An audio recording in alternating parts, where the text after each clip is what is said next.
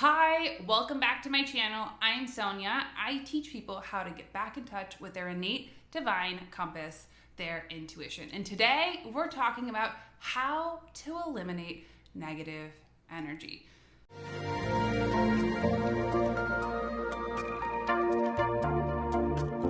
Sounds impossible? Well, it's not. When we are aware, first and foremost, of the energy that is around us, we can be more conscious of the energy that we attract and put out and actually create a higher vibration for ourselves, for our spirit, and for our lives. So the first thing that I want to say is that we are energy. Think about it. All of our atoms that are swirling around, popping in and out of existence, this is the dominant energy and frequency that we have. And energy entrains. One thing that we can see and notice, like for example, if you go into your office and there is somebody who is in a bad mood, and historically in a bad mood, what you'll notice about your own energy is that it will start to entrain. If you're not conscious, you might all of a sudden be crabby. You might all of a sudden feel more critical. You might have less choice. You might even start to get negative yourself. And when we're in and around negativity, it lowers the frequency, lowers the vibration until our own little ego barking dog has a lot to say. So how do we fix this problem?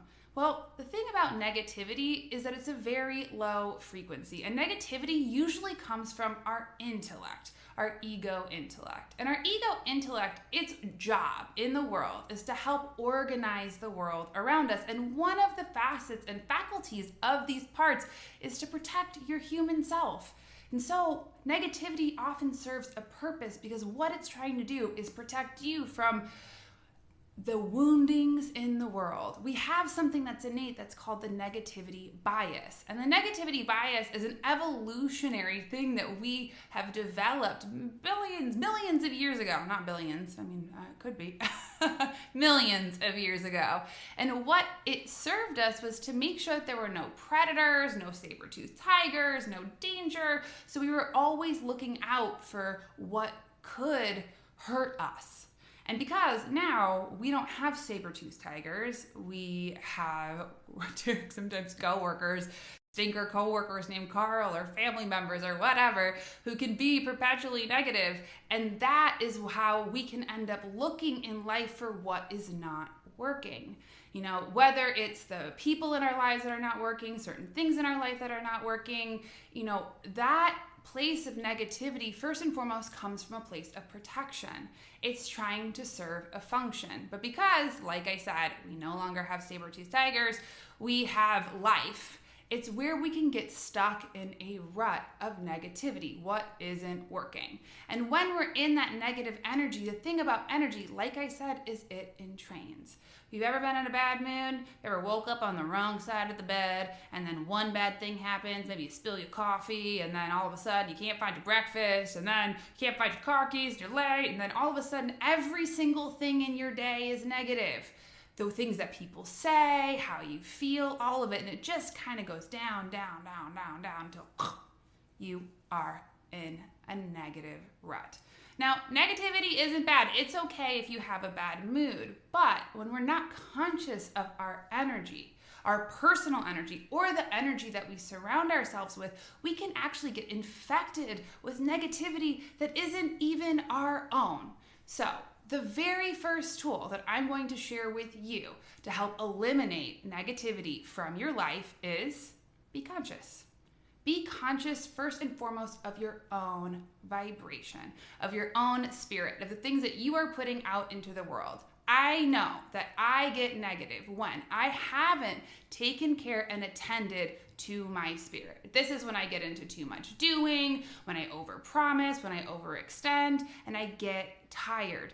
That is an easy place to get negative. So the very first thing, check in with your own energy field. Have you done anything to take care of yourself? Do you need a time out? Do you need some help? Do you even just need a place to vent? These are ways that can help to alleviate and create more internal space. Second of all, the thing about energy and the thing about each other is that we mirror each other. There's actually even a phenomena in sociology called emotional contagion.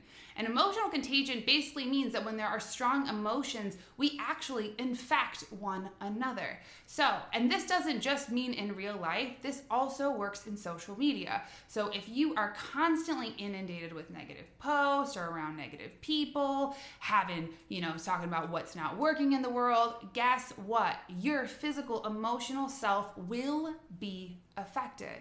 It's contagious. That's why, like, after you're on social media for a little while and then all of a sudden you like feel bad reading all about the news and everything that's not working, and then all of a sudden you feel your little spirit wilt like a flower, it's because it's contagious. So be aware of the energy in and around you.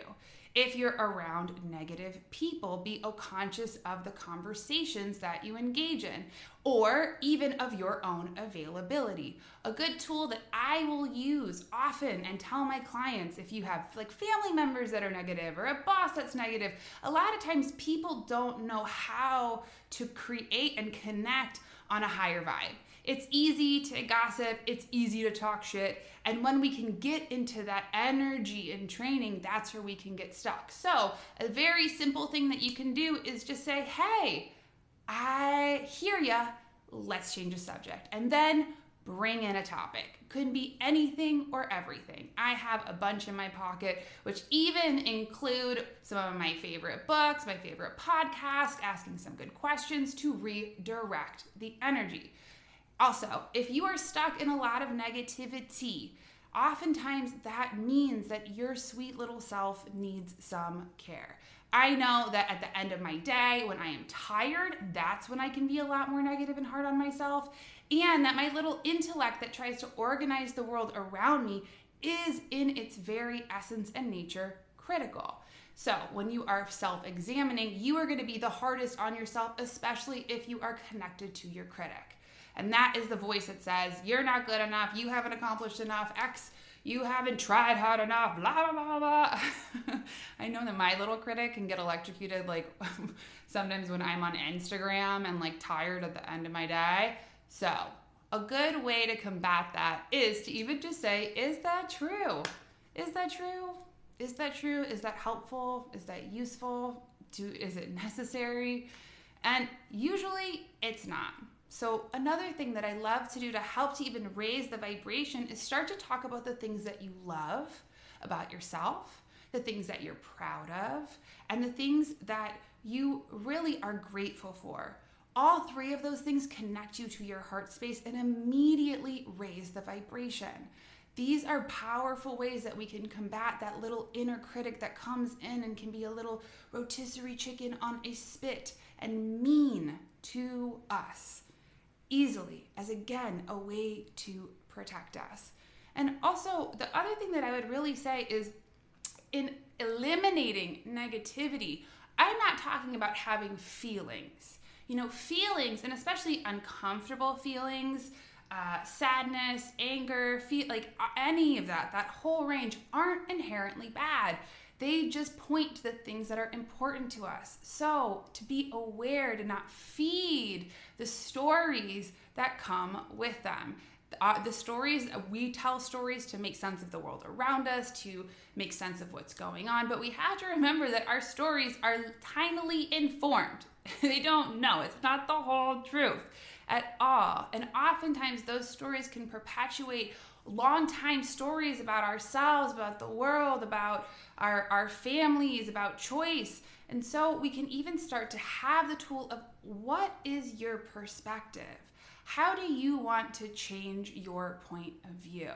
This can be a very simple and powerful tool. I can acknowledge if I'm feeling bad that something that's important to me, like for example, if I am feeling bad about not calling my best girlfriend and I'm getting negative that I don't have any time and I'm not a good friend and blah, blah, blah, that might just mean that friendships are important to me. And that is something that is true.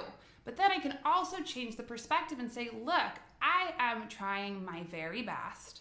and I am a good friend, and I am proud of myself for the ways that I show up. And I can also see that friendship is important to me, and that's somewhere where I want to put my energy.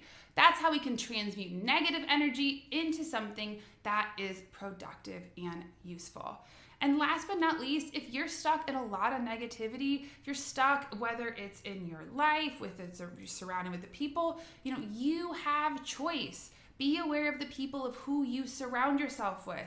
Be conscious of the conversations that you have. Notice if that you just get talking shit, we can get in that place of just talking about what's not working as a way to connect, but it's not really the way that we're looking for. So we can make choice and say, I don't want to do that, and do something different. When we can connect to our heart space, when we can connect to our spirit, my favorite tool, if you know me, all the time, hand on your heart, hand on your belly, some big deep breaths will help to get you underneath that negative chatter. Reconnect to your spirit, reconnect to the present moment where you have choice.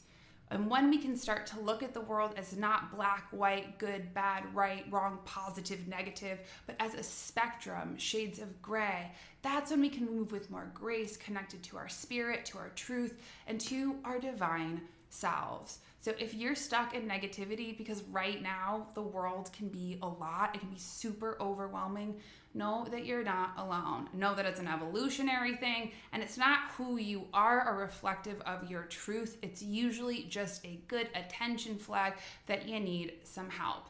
And if you're around people who are negative, either change the topic, change the conversation, or even you can put your hands over your belly like a little solar plexus like this and shift your body to deflect the energy. So these are tons of tools on how to eliminate negativity from your life, because negativity is a way that we can get stuck in blah, blah, blah. So I hope that you enjoyed this video.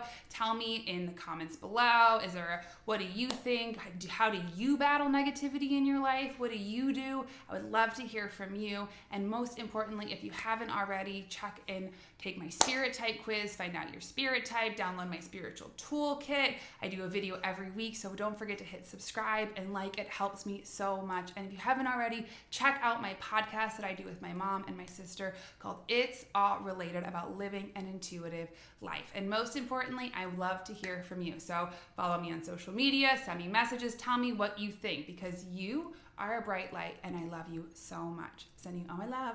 Bye.